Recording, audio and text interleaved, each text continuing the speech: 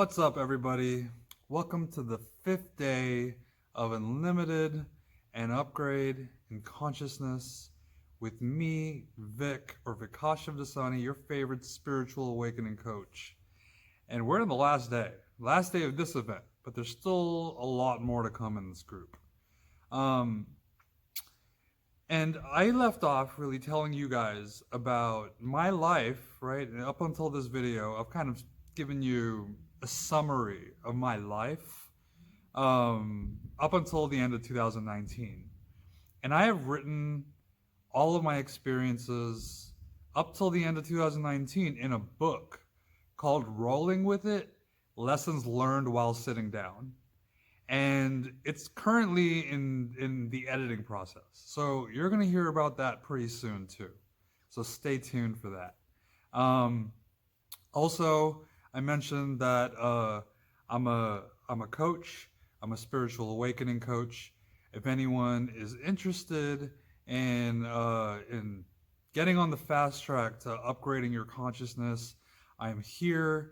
I work with people to do this. So if you're interested, you can DM me or you can go to my website, BeHereRightNow.com, and book a meditation audit call. It's a free 30-minute call where we can just assess where you're at, where you're trying to go, and we'll talk about how we can get you there. So definitely check that out. And 2020 has been a hell of a year. And it's been one of the, probably my biggest years of growth. I've had many teachers, people like Anita Marjani and Dr. Joe, and I can tell you that this year has been just more teachers, more experiences, more, mystical experiences, more, it's just been more. I can honestly tell you that 2020 is probably going to be a book in itself. And one of the teachers that I have worked with over this year is the next guy I am introducing. His name is Chris Tracy, and this dude is amazing. Totally has helped me upgrade my own consciousness, and he helps a lot of other people do this too, for free actually. And he channels Mahavatar Babaji, who is an ancient guru that people like, but Yogananda, who wrote Autobiography of Yogi, talks about him, and he's been around in many books that other gurus and yogis have written. And Chris is channeling this person, and so this video is going to tie everything we've talked about all together. This is really, this video is really special to me. Every one of the people that have been on this summit has been amazing. Totally am grateful, and you guys are, have beautiful stories that are so amazing. And I think this is, having Chris here to end this event is just the icing on the cake from everything we've already experienced. So you guys enjoy this, take notes, do whatever you got to do to absorb this information, and I'll see you again soon. So enjoy it. And my boy Shawn Elliot has his song, which was actually a children's book called "Be Still Little Tree." He raps this rhyme at the end of the interview. So check that out, and I'll see you soon.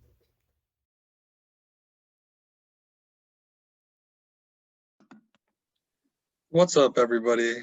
Welcome to the last and final day of Unlimited and Upgrade in Consciousness. Today, I have my friend Chris Tracy, who is the co-founder of the Kriya Lightning Foundation, which is a nonprofit organization that's geared to help people release ego and connect to heart's truth or intuition. Chris, welcome to the program. Welcome to the summit. How are you doing, man? Good to see you, brother. I'm very happy to be here. Chris, tell us how your spiritual journey, before your spiritual journey happened, What was your life like? What was your upbringing like? Oh, it was pretty normal. I I was not raised in a spiritual family, so the idea of spirituality was something that never occurred to me. It wasn't even on the table, so to speak. Not because my parents were against it by any means, just because it wasn't in my daily life. So right before spirituality, I was in business. I was working in China and in Hong Kong. But in that life, and I remember this very clearly, Vic, I had everything I was supposed to have that was supposed to make me happy. And I remember very specifically looking around at my social life, at my job, the apartment, the girl I was seeing at the time, and thinking that I'm supposed to be happy. Why am I not happy? And don't get me wrong, I wasn't an unhappy person. I was optimistic, woke up, jumped out of bed every morning. But there was a very resounding, this can't be all that life is. Hmm. Like what I'm experiencing right now, back then, what I'm experiencing right now, this can't be the miracle of evolution of millions and millions of years leading to this moment so I could be in sales. And granted, I wasn't just in sales, but it felt wrong to me. Hmm. Not in the wrong in the sense that this is bad, but in the sense that there might be more to what I was currently experiencing. And as a result of that, Vic, I became a very, very poor employee. I essentially felt uninspired and I basically stopped working. And I loved I love my bosses. My bosses were great to me. Job was great. But when someone stops working, it's not working out so well. So after 4 or 5 months of that, got a call. They said, Chris, it's not working out. So I got fired, which at that point was pretty much fine by me. And then I started traveling. Again, spirituality was not even on the table as an option for me. Hmm. The purpose of my traveling was to try and find something that inspired me. I wanted to find something else in business that I felt invigorated by. But through that process of searching, I walked into a meditation class in Bali, maybe 4 months later. And in that meditation class, I had my first spiritual experience. And after that, I realized that spirituality was what I was looking for. Hmm. Could you elaborate on what that spiritual experience was? I knew you were going to ask that. I walked out of that meditation class in a profound space of no mind. And the term no mind is a funny term, brother, because it sounds kind of boring, Mm-hmm. right? It's like, oh, no mind. You're like, okay, no mind. Doesn't sound like much. No mind is a profound space of deep emptiness, peace, joy, bliss, oneness, and love. It is anything but no mind. It is anything but empty. That's such a beautiful description of that. It is Thank you. completely full. It is full in everything. And I didn't expect this. I didn't even know what it was. But I walked out of that class and I was looking at my brother who was in that class with me. And I remember looking at his face as if his face was breathing. And a butterfly went by, and it was as if the butterfly went by in slow motion. And I remember turning to look at him. And I remember, again, specifically turning to look at the rest of the class in meditation. And I remember thinking that somebody just drugged my drink.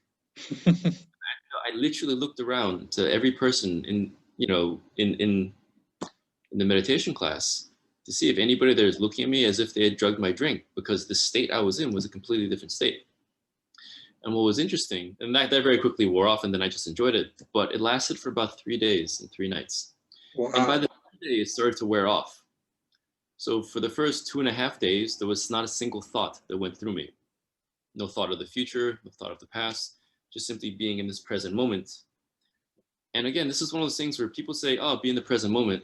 And it sounds okay, it sounds nice, but it does not do justice what it feels like to be in the present moment and all the joy and the bliss and the sheer ecstasy that exists in the present moment. What was beautiful about that space, Vic, is that it was effortless. Hmm. I didn't have to try. There was no trying to be present. There was no trying to be in no mind. There's simply existing. And in that space of existence, That's what the experience was. And then after 2.5 days, the mind started coming back. That I shouldn't, I need to work harder, I need to read books, I need to find inspiration, I need to journal, I have to do this, I have to do that. All that stuff came back. And when all that stuff came back, it came up on top of that space of emptiness and the joy that was being experienced in that emptiness. And that's when kind of the old Chris came back, ego very strongly came back. And after that, though, I kind of realized what had been missing in my previous experience. I had caught a glimpse of that peace and joy and connectivity that I had not been able to experience in the working world. And I found that I had been looking for those very things in the working world, and I wasn't going to find it there, at least not me and not in this lifetime. Wow. What year was this that this happened to you? This was in August or September of 2013. And so where did you go after that? Well, I went back to Hong Kong, which was my plan. And my plan was to go to India, actually, after that. To go to Rishikesh and to I don't want to say seek this space. It was more to understand what had happened and to understand this area that I tapped into. In whatever label we want to attach to it, whatever it was. And I didn't put any label attached to it at the time. I just wanted to understand more about it and see if that could be simply my natural space at all times. What was interesting though, Vic, is that when I got back to Hong Kong, I got offered my dream job. Wow. Right? And I'm not going to go into what it was, but it was something that pretty much I've been working for since boarding school, since I was 14 years old. So I spent 10 years working my butt off, and I got offered this incredible thing, this incredible opportunity, which pretty much mapped out my next 10 years after that. It's kind of the keys to the kingdom, so to speak, in my ego version of what the kingdom was. So then I was kind of faced with this dilemma: take the dream job or go study at a random spiritual school in North India when not a single person in my life was spiritual. I didn't know a single person in my life was spiritual. So I was really kind of faced with this crossroads there. And I was tempted to pick the career option after a couple conversations with my dad. And even in that moment when I thought to accept the job, overwhelmingly, I couldn't even put the words together to say I'll take the job. Overwhelmingly, it just had to go to India. So that's what I did instead. Wow. What did you experience in India? Wow. So we're really going to get into this. So yeah, it was really interesting, brother. It was the first time that it was basically the basics of spirituality in the Eastern sense of ego and awareness and consciousness and awakening and enlightenment. That's where it was all introduced to me. And I had a couple pretty beautiful spiritual experiences in the first few months there, Kundalini risings, among other things. So it really kind of showed me that there was this entire world of awakening and consciousness that existed outside of the material world that I previously never heard of. So it was nice in a sense that it really reinforced for me that it wasn't a one-time experience, that there really was something for me in this awakening path. And again, that was quite important for me, Vic, because I did not come from a spiritual world. Right. At that point, I had a lot of people kind of sending me emails, kind of checking in on me. Chris, everything okay? And I could tell, they were being nice, but beneath that, there was concern at what I was doing, just simply because no one from my world really understood what I was doing. Right. And so at that point, were you just exploring spirituality? You were just trying to understand more? Was that the frame of mind you were in at that time? Yeah, my mentality was that spirituality is a buffet and so many different dishes. So what I saw is that in Rishikesh especially, there's so many options there. There's pranayama, there's meditation, there's this, there's that. There's so many different lineages. So my mentality was sample as many dishes as I could and see which dish resonated most with me. And so then moving forward a little bit, you're a student of Mahavatar Babaji, correct? Yes. When did Babaji come into play? Or how did he come into play? So Babaji came into our lives in 2016, October 20th, October 21st. So in a few days' time, actually, it will be the 4-year anniversary. And we were in the room, my partner Ariel and I were in the room right down there, and Babaji's energy came into the room. And at this point, we'd already done several years of pretty intense release work. Mm-hmm. So we had worked on to the point where we were interacting with these subtle energies with quite a degree of clarity. So when this energy came in, it was distinctly different from any other energy I'd connected with. And I remember speaking to Ariel and I said, what is this thing? Because to me, it wasn't a being. It wasn't a single entity. It was too far beyond that. And I didn't understand and I couldn't comprehend what this thing was. And Ariel, who is a much better channeler than I was then, and she's still a much better channel than I am now, she connected and a voice came through her. And the voice said, hello, Chris, my name is Babaji. I've been your teacher many times before. And if you would like, I'm here to teach you for a period of this lifetime as well. And two things happened at that point in time. One, all these memories started flooding back to me and I started crying. Wow. And it was memories of just being in the Himalayas, being in caves. And the other thing that happened to me was confusion. And my thought was, who the heck is Babaji? Like, I have no idea who Babaji is. And I had no idea that Babaji, again, had anything to do with the Himalayas, but I was getting these images. So Ariel then explained to me who Babaji is, the start of the Kriya Yoga path, down through Lahiri Mahasaya, Sri Yukteswar, and then Yogananda. She explained that to me, and I was like, cool, this is news to me. And I linked in with my own intuition, heart's truth. And I got an overwhelming yes to learn from Babaji for a period of time. And I said, yes, overwhelming yes. Again, tears pouring down my face. But Babaji just said, great, we'll start tomorrow. So I went to sleep. And about 3.5 hours later, I heard a voice in my ear saying, Chris, time to wake up. And I opened my eyes and I said, Babaji, it's 3:30 in the morning. He said, yes, your training starts now. And that started about a year of intensive training with Babaji. Wow.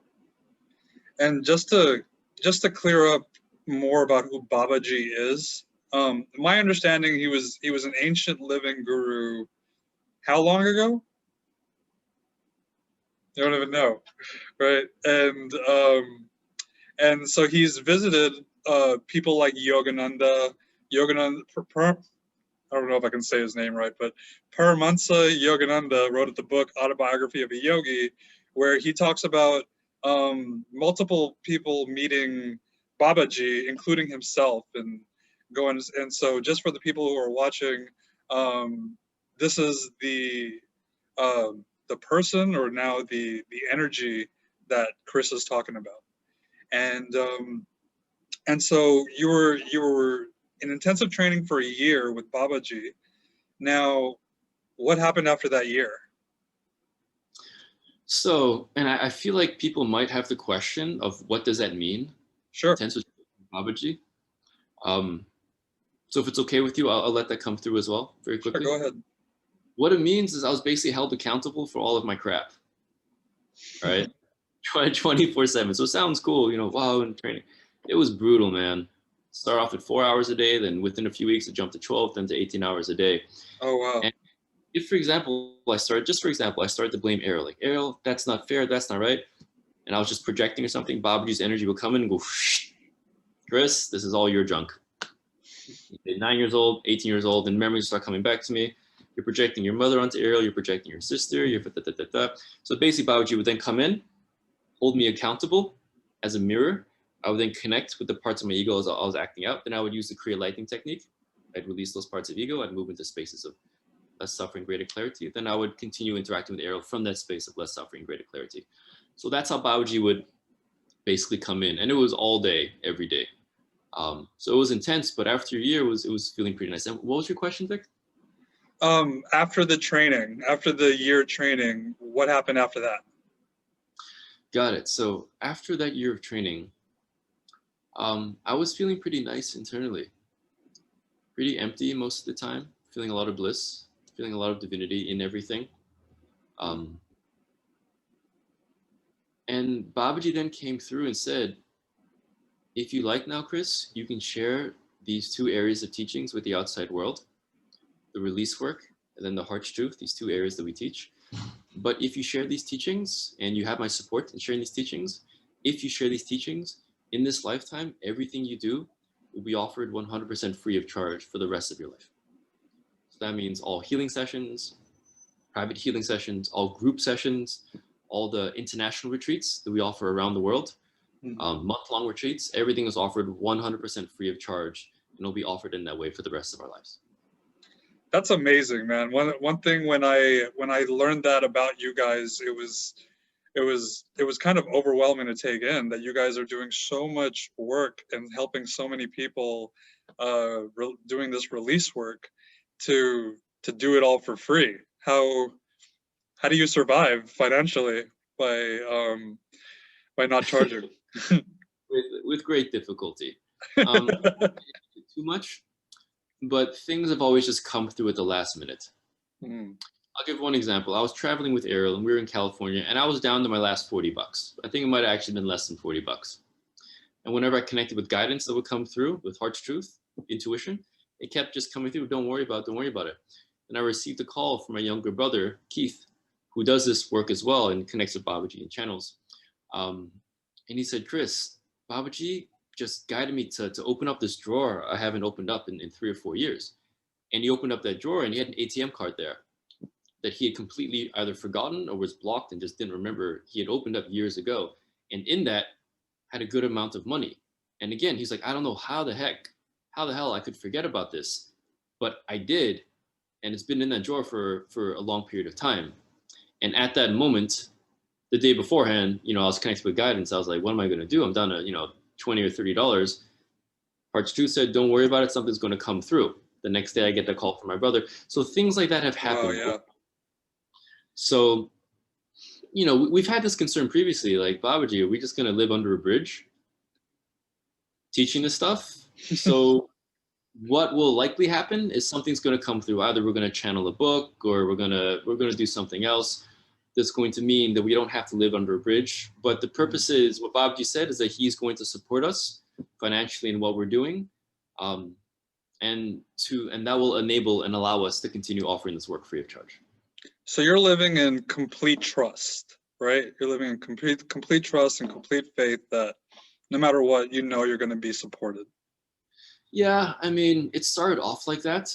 Combination of fear and then trust on top of the fear, because trust is a comfortable sensation. But what trust really is a limitation. And we lecture on this. So if you ever think about a situation where you trust someone, what you're really doing is saying, I limit you to operate between A and B. And as long as you operate between A and B, you are good. And I will continue to trust you. So we even had to go with the notion of trust, because trust is ego. So it started off as fear. We put trust on top of that of this will happen, this must happen, I must be supported, these things. And then through the process of awakening, we let go of the fear and we let go of that trust as well. And then more and more, we simply exist in a space of flow. Whatever might happen, might happen. Whatever might not happen, will not happen. And more, we can simply exist in that space of surrender. Beautiful. And so you teach this release work to the people that seek you out. And can you explain a bit about and the release work is called Kriya Lightning, correct? Yes. Could you explain what that is? Sure. I mean, it's a fancy sounding name. Kriya just means practice. Lightning means awareness. So that's why we're the Kriya Lightning Foundation, the Practice of Awareness Foundation. Basically, brother, it's just a very detailed look and specific look at how awareness interacts with the ego. And this is the very basis of a lot of meditation. So if anybody watching has ever read any Eckhart Tolle describes this as dissolving the pain body. You could say what we do is we're specialized in this area. How can I use my awareness to interact with the ego in a certain type of way to make this process of awareness meeting the ego, to release the ego, dissolving the pain body? How can we make this process as efficient, as clear, and as gentle as possible? And this is what the Kriya Lightning technique is. Can you define ego? Wow. This is one of those things when I connect, it usually comes through for the type of audience I'm working with. Mm-hmm. Because we could go completely to the non-dual example that anything you can perceive is ego. Because you cannot perceive the self. The self is beyond perception and perceived. And that's the only thing that's beyond ego. That's kind of abstract. So we generally give a more relatable answer. The ego is anything in you that is not complete and total freedom. And that can be anything as dense and as intense as anger, fear, control, anxiety, depression, sadness, humiliation, rage, these things, or as subtle as concepts and notions and repetitive thought patterns and ideas of separation. Everything in between these two things, that is all ego. And we're not telling people to become free from everything. What we tell people is a technique that they can use if they want to address anything along the spectrum. Mm-hmm. Awesome. And so the fears, the sadness, all these emotions or energies, they actually are physical energy that exist in us to some degree, right? Yes. Would you say that I'm sorry, go ahead. now, would you say that these energies also affect our health and affect our relationships and affect many different aspects of our lives in that sense? Yeah, I mean, I could take that question in a lot of directions. Would you like to be a little more specific there, brother?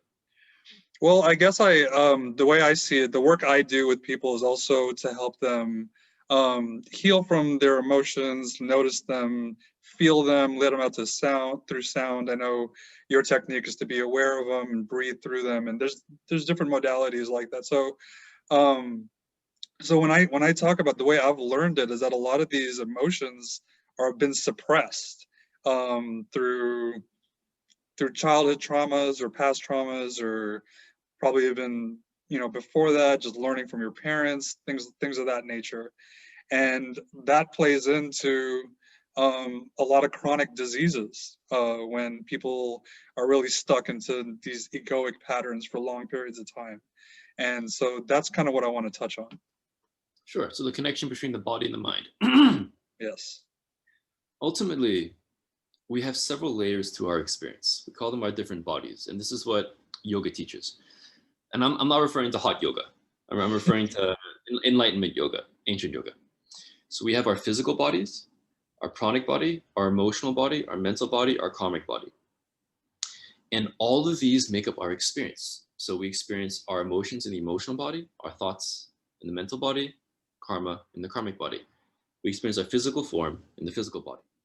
Now, the way in which these energetic bodies interact with one another is that the various bodies always reflect one another. What that means is that if I have an issue in my emotional body, so let's say I'm building up rage, and I'm suppressing this rage over the course of many years, decades even, my physical body, and this is not literally what it looks like, I'm just giving this as an example. The emotional body might be like this. And what will then happen is our other bodies will then reflect this twist in the emotional body. So our physical form over time will then go and click just like this. And we'll feel that and experience this in our physical form as physical disease or physical ailment, injury. Oftentimes, if it's rage, oftentimes will be experienced in the lower back. Does that make sense? Yeah, for sure. So what we often do when we're working with people who have physical ailments is, and what we suggest to people is we don't come from a position of only addressing the energetic. We come from the perspective that every single one of these bodies makes up our experience. So true healing occurs when we address all of the bodies, but especially the source of where the issue is. And oftentimes what we do and what people do in Western medicine is we focus entirely and exclusively on the physical body.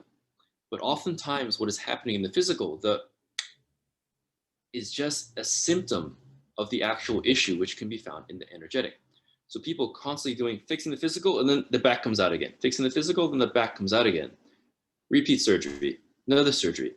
And when we look at their system, we're like, cool, it's great that you're working on one part of you, but this isn't holistic. You're not looking at what potentially the source of the issue might be. So then we teach them how to connect with the source of the issue as we see it, which is the emotional body. Release here, release, and then it comes into alignment. And then the physical body then matches the new energetic form. Does that make sense, Vic? Yes, for sure. I love that. And so, and you know, my experience also when we shift these egoic energies and stuff is a lot of our life gets better, right? Like you said, when you had your experiences, you were in bliss, you were in no mind, you were in total joy. And so the more we kind of, you know, let these go, we are, our relationships get better, our life gets better, you know, we get surprises even, right? Just like how you get, you know, the money surprises when you need them, or, you know, whatever that is. I've experienced so many different synchronicities in my life, the more and more I do this work. And so, why should anybody do this? What is the benefits is really the question. Sure. Ultimately, we never teach people that they should. Right. So my answer to that would be to disagree and to say that nobody should do anything. Okay. We're here as consciousness in physical form to experience free will, or the illusion of free will, and to experience the freedom to choose what experiences we'd like to have. If everything is divinity, how can one part of divinity be more valid than another part of divinity? It's all God. Everything is consciousness. Everything is divinity. So instead of the should, the way we operate is you can. You can go left. You can go right. You can awaken, but you can also not awaken.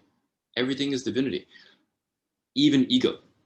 So we view this, and what we've been taught by Babaji is that life is a buffet. And I've come down here for a certain period of time to experience what it is to be a fireman, to be a teacher, to be an investment banker, to be a lawyer, to all of these things.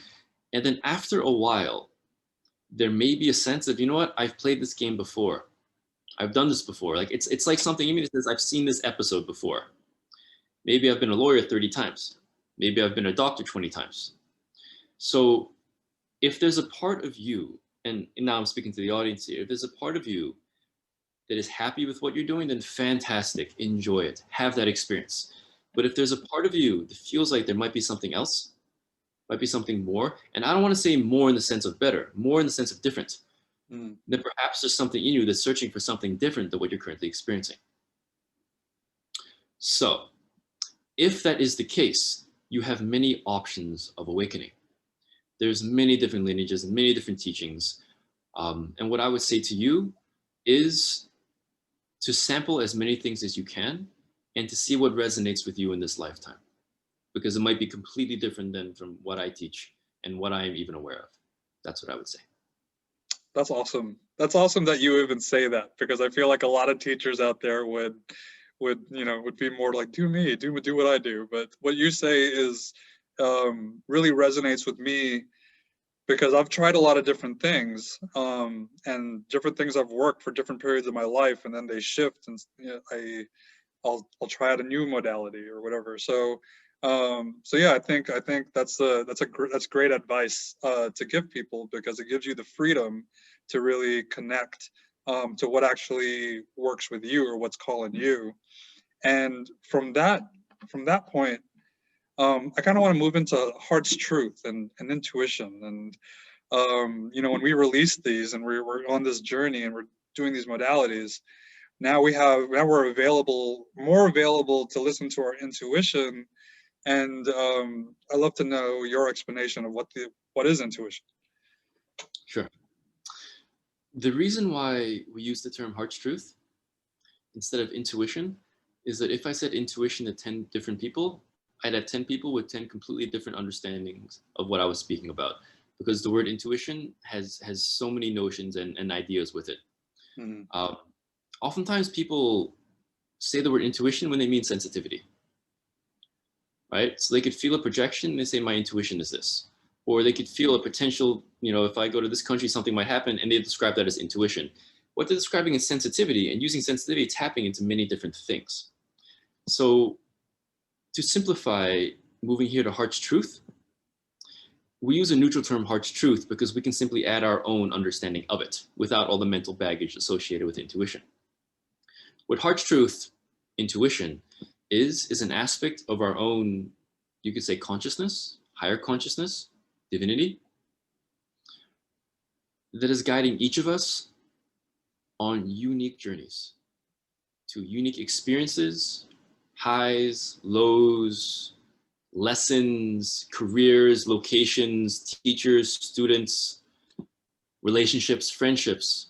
It is a pure me that is softly and subtly guiding me to whatever experiences in life are taking me to my highest happiness and deepest fulfillment possible.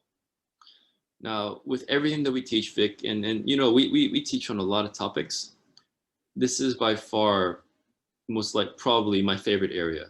I'm very inspired by this area because if this is true, and with all the work we teach, we always share not to trust or believe us because that's from the mind. Trust and belief and faith, that's the mind holding on. So instead of that, we only operate through direct experience. So we'll share what our experiences have been, but it's up to people to find out for themselves if what we're saying is true or not. So coming back here, if what I'm saying is true, and each person on the planet has an aspect of their own pure consciousness guiding them every step of the way to their highest happiness, if this is true, what it means is that no matter what life throws at any person on the planet, no matter what difficulty anybody is facing, there's always an answer of what to do. And it's not coming from the outside. It's not coming from a guru or a group or a teacher or a counselor or a therapist or a friend. You can listen to these people if you want to. But what's beautiful about this is that you don't have to. Within each and every person is a pure aspect of their own divinity that's guiding them every single step of the way. And I find that very beautiful and very inspiring. And what that also means is that you're never truly alone. No matter how alone you feel, no matter how difficult the situation is outside of you, if you simply learn how to connect with this inner voice, and it's very, very simple. If you can connect with this inner voice, there's always an answer of what step to take. And there's always that sensation that you're being guided and that you're not alone. And so I love this area very much. My experience with intuition is that it's usually like a softer voice, a whisper almost, that you really have to be calm and you know, almost be in no mind, right, to be able to receive it. I mean, basically how it works is, while this is a very beautiful teaching, if it's true, and again, I say if because people watching are gonna have to see for themselves if what I'm saying is true or not. If this is true, it sounds really nice. What makes it difficult is that this is a very subtle frequency that we teach people to connect with. They're connecting with something very soft and very subtle inside of them. So you can almost imagine it as this. And at the same time, we have the very loud voice and the fear-based voice and the chaotic, hectic, crazy voices of the ego that are doing this. And if the ego's doing this, it makes it very difficult for us to tap in to this pure and soft voice of intuition, heart's truth, beneath that voice. So what we teach is this, Vic. Any method, and it doesn't have to be what we teach, any method that resonates with you, whether it's shamanism, dance, ayahuasca, meditation, pranayama, the Kriya Lightning work, whatever method, swimming in the ocean, whatever method allows you to release this will enable this soft, pure voice within you, not just to stay subtle. So it's not like we release ego, then there's a soft voice somewhere, and no matter how much we release, it stays soft. Unfortunately for all of us, it's much easier than that. Whatever method we use to release this inner voice of heart's truth gets louder and louder, more and more clear, always. And we have never seen a situation where this hasn't worked. As long as, one, someone is sensitive enough to interact with their internal world, and if people aren't sensitive with this, it's going to take time. It's going to take practice. It's going to take opening up the third eye. It may take a few weeks, 2 months, maybe even a few years.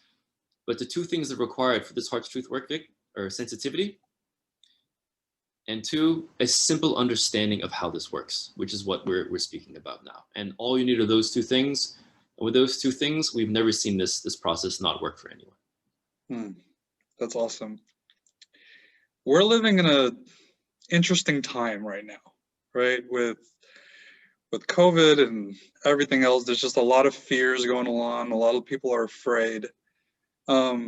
Aside from finding a modality that can help you do the release work and work on tuning into intuition, do you have any other advice for people during this time? Yeah, it ties into what you were saying earlier, Vic. As a side effect of the awakening work, whatever work that might be, in this case we're speaking about Kriya Lightning, as a side effect of releasing that, you feel better. So we define happiness as the qualities of consciousness. So how much time do we have here, Vic? Because I want to be sensitive to that. About 10 minutes. Okay. Are there other areas you want to go through? I'm close. We're close to the end. Okay, cool. So I can give the full answer here. Sure.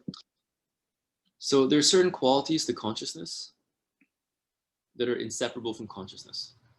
Just like there's certain qualities to water that are inseparable from water. Water is see-through, it is liquid, it takes the shape of the container, and it is wet. You can't separate that from water itself. Consciousness, empty consciousness itself, has qualities to it that you can't separate from consciousness. Love, peace, joy, bliss, awareness, truth. There are others, but these are the more well-known ones. These are qualities of consciousness, empty consciousness itself, that you can't separate from consciousness. The ego is the only thing preventing you from experiencing those states of being at all times. So it's almost as if your natural space is empty consciousness, your natural space is the sun, and the ego is the clouds, preventing you from experiencing yourself as the sun. So the more that there are clouds there, you don't experience the sunlight with all of its divinity and its radiance and its love and its peace and its joy, you experience the shade.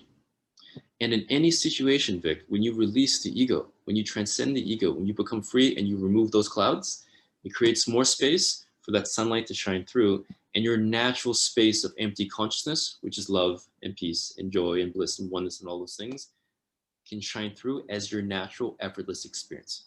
So what I would say is, to your question about during these interesting times, our experience of the world is an internal experience. That's what I would say. And whatever your internal experience is your experience. So I could be in the Maldives, or I could be in Hawaii at a resort. But if my internal world is filled with clouds, my experience of the Maldives or my experience of the outside world or Hawaii is clouds. It's anger, it's fear, it's control, it's nervousness, whatever might be there, with whatever ego I might have. Whereas if I release the ego or transcend the ego, and my internal space is emptiness or more emptiness, there's more love, there's more peace, there's more joy, there's more happiness. I could be happy under a bridge. I could be happy in a prison cell. I could be happy during a lockdown where I'm not allowed to go outside and I have to wear a mask. So Right. what I would say to people is, yes, the outside is tough right now, but if you let go of whatever pain you're in and mental emotional suffering you're in, your experience of the outside can fundamentally and will most likely fundamentally change for the better. But again, please don't trust what I'm saying or believe what I'm saying. I'm simply sharing what our experience has been, and it's up to each of you listening to see for yourself whether what I'm saying is true or not. I love the way you explain all of this, man. Like it's just very eloquent the way you put it. And you know, your work has served me a lot. I've definitely, right when I started and started learning y'all's techniques, I got into it, and you already know that I loved it, and so it's been a part of my practice. And so if anybody is interested in trying out Kriya Lightning or learning more about it, how can they connect with you?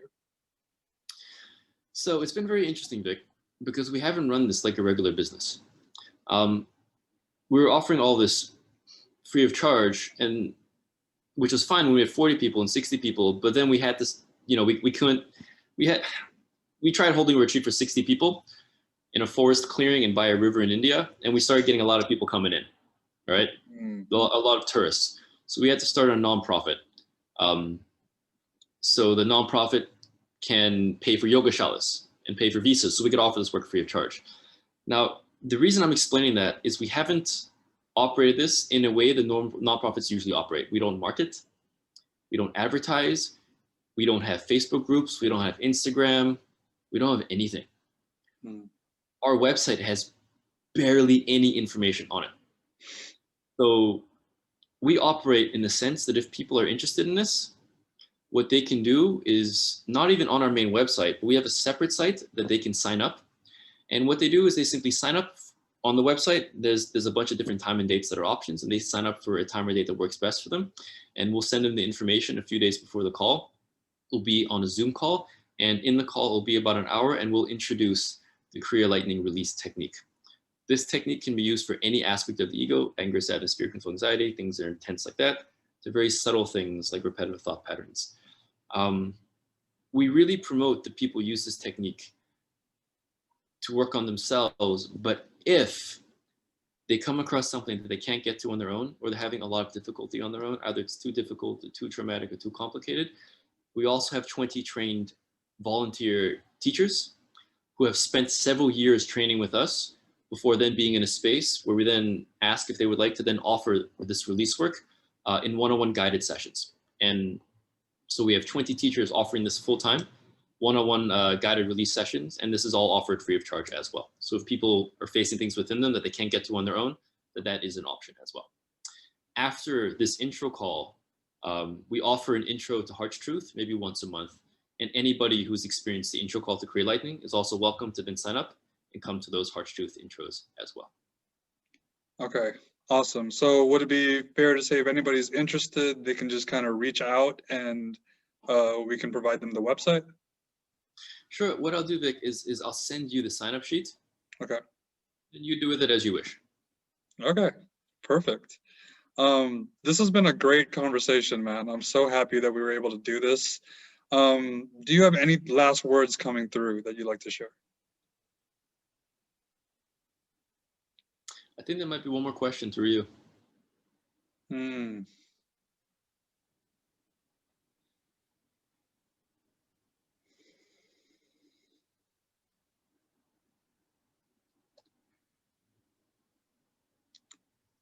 I've heard you say a few times that under the ego, when we clear the ego, we're getting to a sense of freedom, right? I mean, even when maybe I say a sense, that might be egoic a little bit, but what is freedom?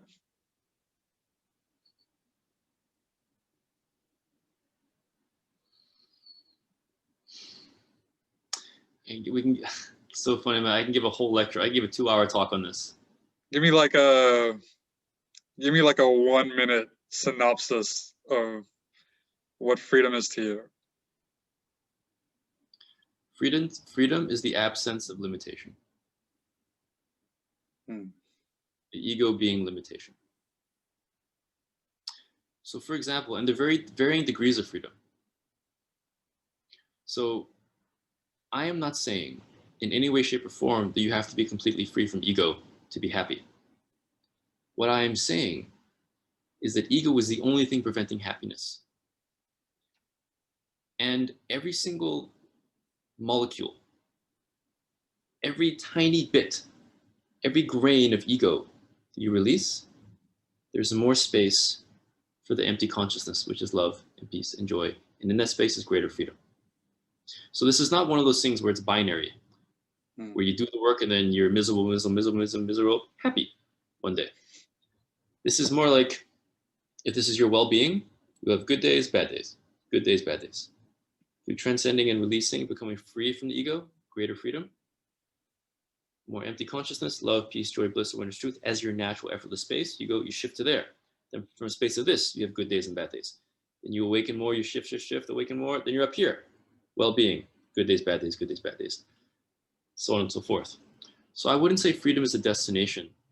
Rather, freedom is a process of becoming, of having your experience be less and less limited by the limitations that are imposed by the ego and all the experiences that come with the experience of ego as well. Does that make sense? Yeah, I love it. It makes a lot of sense to me, and I'm just excited to keep continuing on this journey and finding more senses, more levels of freedom maybe, and seeing what's in store. I would like to add one more thing, Vic, if that's okay. Yeah, absolutely. It's just coming to really stress to people that the path that we teach isn't for everyone, because it really is, it can be intense. You're facing your stuff. Mm. So it's never like, woohoo, here's some guilt, yes, anger. So it's intense. It's not for everyone. But if you're interested in awakening, there are so many different paths that are out there that are so beautiful. Meditation is wonderful. Bhakti is wonderful and beautiful with singing and kirtan. There's so many different paths of awakening. And I would suggest to people not to limit themselves, and they can mix and match and sample. And maybe this work that I'm teaching isn't right for now. Maybe it's right for 2 years from now or 10 years from now, or maybe it's perfect for now.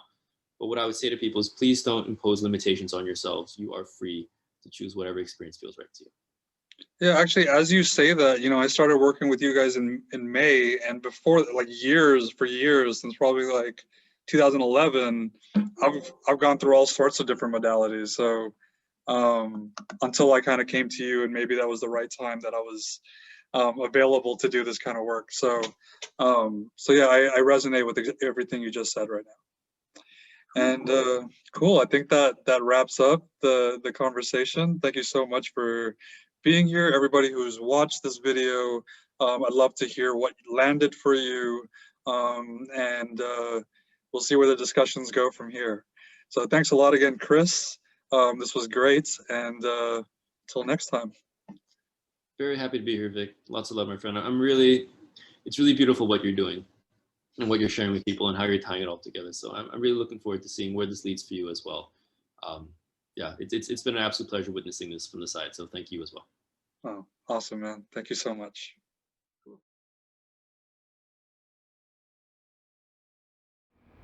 What's up, everybody? Shawn Elliot. What can I say about this last song except it's appropriate that there's a tree behind me. It's called Be Still, Little Tree, Be Still, and it's a story I wrote after going through many storms and learning mindfulness, learning the skill of being able to sit and watch and observe and let it pass through and choose peace in a moment of chaos. So I hope you enjoy it. I hope you can relate and that we all go through storms, and by the end you feel like you too can be a big brave tree, or you're reminded that you are a big brave tree no matter what storm you're going through. Thanks for joining us. We hope you enjoyed everything. Take care.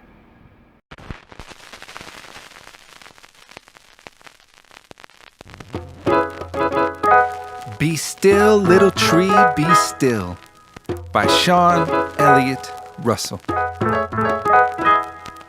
To my brave little trees, you are stronger and more amazing than you could ever know.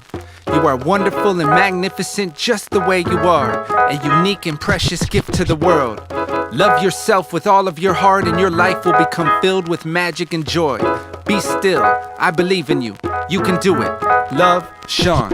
In front of a house made of red colored brick, a yard full of flowers and grass that was thick, was home to a new little tree that was planted right next to an older tree, bigger and slanted. Hi, Mr. Tree, said the new little one. Hello there, little tree, where are you from? I came from a nursery, it was indoors, but I'm loving it here, there's sunshine galore. He was playful and free with a heart full of glee, so grateful to be in that yard by the tree. Then one day the little tree noticed a change. The sky became darker, the clouds were all strange. What's wrong with the sky? Why does it flash? What is that grumble? The little one asked. I almost forgot, you grew up indoors. Well, little tree, this here is a storm. Boom went the thunder like dynamite blast. It scared little tree, his heart beating fast. When he got wet, he asked Mr. Tree, what is this water that's falling on me? There's so much I feel like I'm drowning, he cried. That's rain, little friend, the big tree replied. The little tree shook as the gusts of wind blew and pushed all his branches, pulling them too. I want to go hide, I'm scared of the sound. I wish I could jump up out of the ground and run in the house. I feel so afraid. Oh please, Mr. Tree, make them go away. He thought he would help him hide from the storm, but Mr. Tree stood there in powerful form and whispered, not sounding worried or thrilled, be still, little tree, be still. Soon the clouds had all passed and thunder was gone. The birds all returned for a feast on the lawn. The little tree stood there, soaked from the rain, glad it was over but feeling ashamed. I never wanna get rained on again. I hate thunderstorms, he said to his friend. He thought they were bad cause they made him afraid, and if he stayed away he'd be safe and okay. But a week or two later, another one came, and poor little tree was stuck in the rain. He'd cry and he'd fight, shaking in fear, praying the lightning and rain disappeared. That's when his buddy would tell him so dear, be still, little tree, be still. After the storm, the little tree slept, tired from all of the tears that he wept. And when he awoke, he asked Mr. Tree, how come you never have tried to help me? The thunder is scary, the wind tries to push me, but you only stand there trying to shush me. My dear little friend, I do want to help. That's why I tell you what I tell myself. I once was a tree even smaller than you, and one day the storm came thundering too. I was afraid, but the tree by the roof said, be still, little tree, be still. She told me that fear is just like a storm. It comes out of nowhere and thunders and pours, but sooner or later it all goes away. So if you are still, then you'll be okay. Don't run from the storm, don't fight it or try. Be still and just feel it as it passes by. Feel the rain as it falls, don't say that it's bad. Hear the roar of the thunder and it sounds like it's mad. Be still in the storm, no matter how strong, and before you will know it, the storm will be gone. Is that why you always look peaceful and calm? The little tree asked as he followed along. I still feel afraid every now and again, said Mr. Tree to his curious friend. But when I'm afraid, I say to myself, be still, little tree, be still, and it helps. Just as his friend had finished his sentence, crashes of lightning struck in the distance. Remember, my friend, just try to be still. The storm may be strong, but so is your will. And if the storm's throwing you roughly about, concentrate on your breath as it goes in and out. With that advice, the little tree ready to follow the steps so he could be steady. The sky became darker, the storm was now close, large and ferocious, stronger than most. He stood very still, feeling the winds shake all of his branches and pass through his limbs. He stood very still and slowly he breathed while feeling the rain pour down on his leaves. He stood very still, hearing the thunder, even when wanting to run under cover. And as the wind grew and pushed him around, he swayed with the wind while holding his ground. He said to himself under thousands of drops, it's raining right now, but soon it will stop. In thunder and lightning he peacefully thought, be still, little tree, be still. Be still, little tree, be still. Be still, little tree, be still. Be still, little tree, be still. After an hour, the storm went away. It may have been scary, but he was okay. Mr. Tree, did you see how I did? I stood really still and never once hid. I saw, little friend, you made me so proud, and now you can make it through any gray cloud. Storms would arise and storms would depart, but little tree always had peace in his heart. Then one day he noticed while looking around, the ground seemed like it was a lot further down. His trunk, it got thicker, his branches were longer. He felt kind of different, bigger and stronger. Hey, Mr. Tree, what's happened to me? I used to have 2 branches, now I have 3. The rain, little tree, it's helped you get strong. Sometimes what we fear is what helps us along. The rain is a gift that's feeding your roots. That's how we grow leaves and branches of fruit. If rain didn't pour, we'd always be small. You may think it's bad, but it's not bad at all. The little tree stood in amazement and thought, the storm that I feared would hurt me a lot was really just trying to help me to grow. And so when the skies would thunder and glow, he'd smile and say so peaceful and slow, be still, little tree, be still. Be still, little tree, be still. Be still, little tree, be still. Be still, little tree, be still. Be still, little tree, be still. Over the years, he got even stronger. The little tree wasn't so little much longer. Early one morning, he opened his eyes to welcome the sun and was caught by surprise. Not too far away, the length of a car, was a new little tree standing there in the yard. Hi, Mr. Tree, said the small one to him. Hello, little tree, he replied with a grin. I'm happy to meet you. Where are you from? A nursery, said the small little one. They spoke through the morning and mid-afternoon until they were stopped by the sound of a boom. Both of them stared at the clouds rolling in as they covered the sun and the sky became grim. Mr. Tree, what's going on? Why is it dark and the wind blowing strong? I almost forgot, you grew up indoors. Well, little tree, this here is a storm. The new little tree looked frozen in fear. Her eyes became wider, all glossy with tears. There, little tree, don't be so afraid. But I am Mr. Tree, will we be okay? Should I try to go high, or what should I do? Mr. Tree didn't speak for a moment or two. He stared at the storm as he thought of the times he was terribly terrified, wanting to hide. But because of his friend who was helpful and kind, he could stand in the storm and be peaceful inside. Overcome with emotion, he smiled and cried, so grateful that he was a tree and alive. Looking back at his scared little friend, he replied, be still, little tree, be still. Be still, little tree, be still.